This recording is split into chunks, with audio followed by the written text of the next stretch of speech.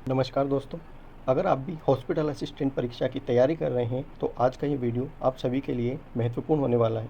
आज के वीडियो में हम हिंदी सिलेबस के प्रमुख टॉपिक राम लक्ष्मण परशुराम संवाद को पूरा कवर करेंगे।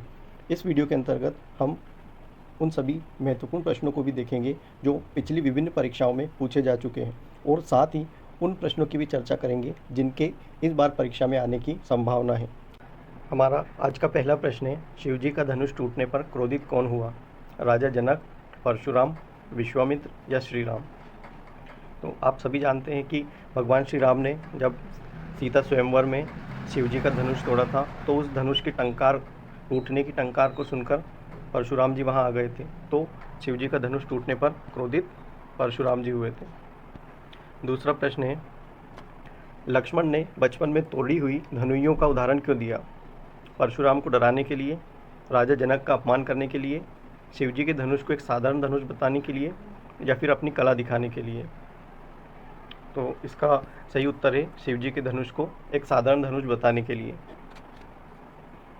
लक्ष्मण जी परशुराम जी से बोलते हैं कि हमने बचपन में ऐसे कई सारी धनुइयाँ तोड़ी है, जब तो कोई क्रोधित नहीं हुआ, तो ये धनुष टूट गया तो इतना क्रोधित होने की क्या ज़रूरत है।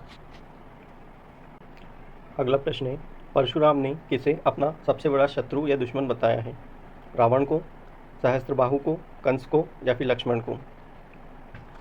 इस प्रश्न का सही उत्तर है सहस्त्रबाहु को। ऐसा क्या कारण था कि परशुराम ने सहस्त्रबाहु को अपना सबसे बड़ा शत्रु बताया था? तो इससे जुड़ा एक प्रसंग आता है कि सहस्त्रबाहु महिष्मती का एक अत्यंत ही शक्तिशाली सम्राट था। उसने घोर तपस्या करके महर्षि दत्तात्रेय से सहस्त्र भुजाओं यानी कि 1000 भुजाओं का वरदान मांगा था। सहस्त्रबाहु का असली नाम कार्तवीर्य अर्जुन था। और एक बार सहस्त्रबाहु अपनी सेना के साथ शिकार करने के लिए जाता है, और जाते समय ये महर्षि जमदग्नि के आश्रम के पास से गुजरता है। महर्षि जमदग्नि परशुराम जी के पिताजी थे। महर्षि जमदग्नि जी ने सहस्त्रबाहु और उसकी सेना के आतिथ्य सत्कार के लिए भोजन की व्यवस्था की। जमदग्नि जी के पास एक इच्छा पूरी करने वाली कामधेनु गाय थी। तो ये सब देखकर सहस्त्रबाहु के मन में लालच आया, तो उसने जमदग्नि जी से उस कामधेनु गाय को देने के लिए कहा। लेकिन जमदग्नि जी ने कहा कि हमारे यज्ञ कार्य और आश्रम के लिए ये गाय बहुत महत्वपूर्ण है, अतः हम इसको नहीं दे सकते। तो इसी बात पर सहस्त्रबाहु को गुस्सा आया और उसने अपने सैनिकों से कहा कि इस आश्रम को तहस नहस कर दो और इस कामधेनु गाय को अपने साथ ले चलो। फिर जब परशुराम जी आश्रम पे आते हैं तो उनको इस घटना के बारे में पता चलता है। तो परशुराम जी अकेले ही अपना फरसा लेकर महिष्मती की ओर चले जाते हैं, और वहाँ जाकर ये सहस्त्रबाहु को मार देते हैं और अपनी कामधेनु गाय वापस लेकर आ जाते हैं। फिर उसके बाद क्या होता है कि जो सहस्त्रबाहु के पुत्रों को इस बात का पता चलता है, तो सहस्त्रबाहु के पुत्र जमदग्नि जी की हत्या कर देते हैं। जब परशुराम जी वापस आश्रम पे आते हैं तो उनको ये पता चलता है कि सहस्त्रबाहु के पुत्रों ने जमदग्नि जी की हत्या कर दी। तो परशुराम जी प्रतिज्ञा लेते हैं कि वे इस धरती से सभी अत्याचारी क्षत्रिय राजाओं को मार देंगे, और उन्होंने ऐसा 21 बार किया है। परशुराम जी ने 21 बार इस धरती को क्षत्रियों से विहीन कर दिया था। अगला प्रश्न है, कुम्हड़ बतिया या छुईमुई का पौधा शब्द से लक्ष्मण का क्या मतलब है? वे बहुत कमज़ोर हैं, वे किसी उंगली दिखाने मात्र से डरने वाले नहीं हैं, वे बहुत सुंदर हैं, या फिर वे बगीचे की देखभाल करते हैं? तो इसका सही उत्तर है वे किसी की उंगली दिखाने मात्र से डरने वाले नहीं हैं। अगला प्रश्न है, लक्ष्मण के अनुसार उनके कुल रघुवंश में किन पर हथियार नहीं उठाया जाता है? स्त्री और बच्चों पर, राजा और मंत्रियों पर, देवता, ब्राह्मण, भगवान के भक्त और गायों पर, केवल अपने दुश्मनों पर? तो जो रघुवंश की परंपरा थी कि देवता, ब्राह्मण, भगवान के भक्त और गायों पर उनके द्वारा हथियार नहीं उठाया जाता है, क्योंकि ये सब पूजनीय होते हैं। अगला प्रश्न है, कोटि कुलीस सम बचनु तुम्हारा पंक्ति में कौन सा अलंकार है? रूपक, उपमा, अनुप्रास या उत्प्रेक्षा? तो इस पंक्ति में उपमा अलंकार है, क्योंकि यहाँ वचनों की तुलना वज्र से की गई है। उपमा अलंकार में क्या होता है कि जब किसी व्यक्ति या वस्तु की रूप, गुण, धर्म की तुलना किसी दूसरे व्यक्ति या वस्तु के रूप, गुण, धर्म आदि से की जाती है, तो उपमा अलंकार की पहचान के लिए कुछ शब्द होते हैं, जैसे सम, समान, सा आदि। एक उदाहरण देखते हैं, मुख चंद्र सा सुंदर है। इस पंक्ति में मुख की तुलना चांद से की गई है कि जो मुख है वो चांद के जैसा सुंदर है।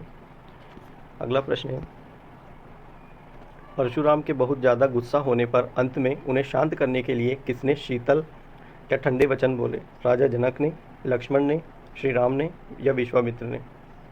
तो जब परशुराम जी लक्ष्मण जी के व्यंगों से अत्यधिक क्रोधित हो गए थे तो उन्हें शांत करने के लिए भगवान श्री राम ने उन्हें शीतल वचन बोले थे। भगवान श्री राम ने कहा था कि प्रभु, हम तो आपके दास हैं। तो इसका सही उत्तर होगा श्री राम ने। अगला प्रश्न है, इस पूरे पाठ या संवाद को तुलसीदास जी ने किस भाषा में लिखा है? ब्रज भाषा, अवधी भाषा, खड़ी बोली या फिर संस्कृत? तो तुलसीदास जी ने इस पूरे पाठ को अवधी भाषा में लिखा है। अगला प्रश्न है, गादी सुनू शब्द पाठ में किसके लिए आया है? परशुराम के लिए, लक्ष्मण के लिए, मुनि विश्वामित्र के लिए या फिर श्री राम के लिए? तो जो गादी, राजा गादी थे वो विश्वामित्र के पिताजी थे, और सुनु का अर्थ होता है पुत्र या फिर सूत या बेटा। तो जो विश्वामित्र है वो राजा गादी के पुत्र थे। तो इस मुनि विश्वामित्र के लिए गादी सुनु शब्द इस पाठ में आया है। अयमय खांड ना उखमय का अर्थ क्या है? राम लक्ष्मण लोहे के समान मजबूत हैं, गन्ने की चीनी जैसे कमज़ोर नहीं। धनुष लोहे का बना था, परशुराम का फरसा गन्ने जैसा है, स्वयं राजा जनक बहुत बलवान है। तो लक्ष्मण जी ने परशुराम जी से कहा था कि हम लोहे के जैसे मजबूत हैं, गन्ने की चीनी के जैसे कमज़ोर नहीं हैं। अयमंड का अर्थ होता है लोहे का बना, और खांड ना उपमय का अर्थ होता है गन्ने की चीनी का बना। परशुराम ने अपने आप को किस प्रकार का व्यक्ति बताया है? बाल ब्रह्मचारी और अत्यंत क्रोधी, शांत और दयालु स्वभाव का, क्षत्रियों का परम मित्र, वन में रहने वाला सीधा साधा सन्यासी? तो परशुराम जी शांत और दयालु स्वभाव के तो कतई नहीं थे, क्षत्रियों के परम मित्र भी नहीं थे, उनसे तो उनकी दुश्मनी थी। परशुराम जी ने कहा कि मैं बाल ब्रह्मचारी और अत्यंत क्रोधी हूँ।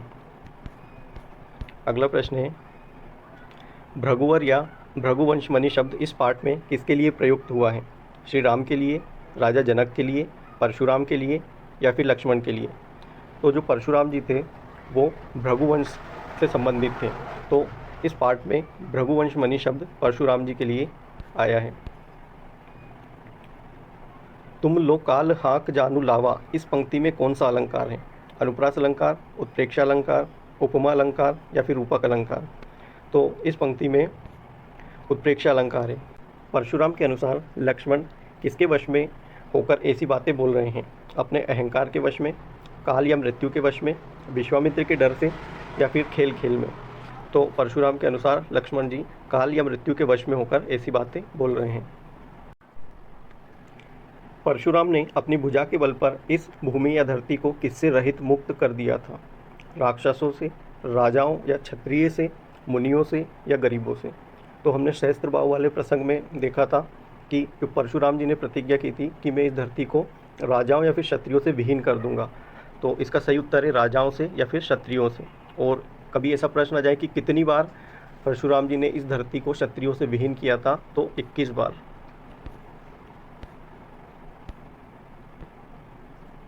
लक्ष्मण ने वीर योद्धा की क्या विशेषता बताई है? वीर योद्धा युद्ध के मैदान में अपनी वीरता का प्रदर्शन करते हैं, बातें नहीं बनाते। वीर योद्धा शत्रुओं को देखकर भाग जाते हैं। वीर योद्धा केवल बड़ी बड़ी डींगे मारते हैं। वीर योद्धा ब्राह्मणों पर अपना बल दिखाते हैं। तो इसका सही उत्तर है वीर योद्धा मैदान में अपनी वीरता का प्रदर्शन करते हैं, बातें नहीं बनाते। लखन उत्तर आहुति सरिस, भृगुबर कोपु कृशानु, इस पंक्ति में लक्ष्मण के उत्तरों की तुलना किससे की गई है? जल से, यज्ञ की आहुति से, हवा से या फूल से?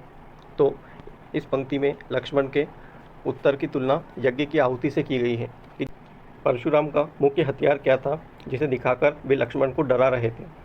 गदा, धनुष बाण, फरसा या परशु या फिर तलवार? तो परशुराम जी का मुख्य हथियार फरसा या परशु था। परशुराम विश्वामित्र से लक्ष्मण की शिकायत करते हुए उसे कैसा बालक बताते हैं? बहुत ही बुद्धिमान और शांत, कुबुद्धि, कुटिल और काल के वश में होने वाला मंदबुद्धि बालक, डरपोक और सीधा, अपने माता पिता का आज्ञाकारी? तो इसका सही उत्तर है कुबुद्धि, कुटिल और काल के वश में होने वाला मंदबुद्धि बालक। हमारे आज के वीडियो का ये अंतिम प्रश्न है, राम लक्ष्मण परशुराम संवाद रामचरितमानस के किस कांड से लिया गया है? अयोध्या कांड, बाल कांड, सुंदर कांड या फिर लंका कांड? तो इसका सही उत्तर है बाल कांड। बालकांड में भगवान श्री राम के जन्म, उनके बचपन और उनके विवाह सीता स्वयंवर तक का वर्णन मिलता है। यदि ऐसा प्रश्न आ जाए कि रामचरितमानस में कुल कितने कांड हैं, तो रामचरितमानस में कुल 7 कांड हैं।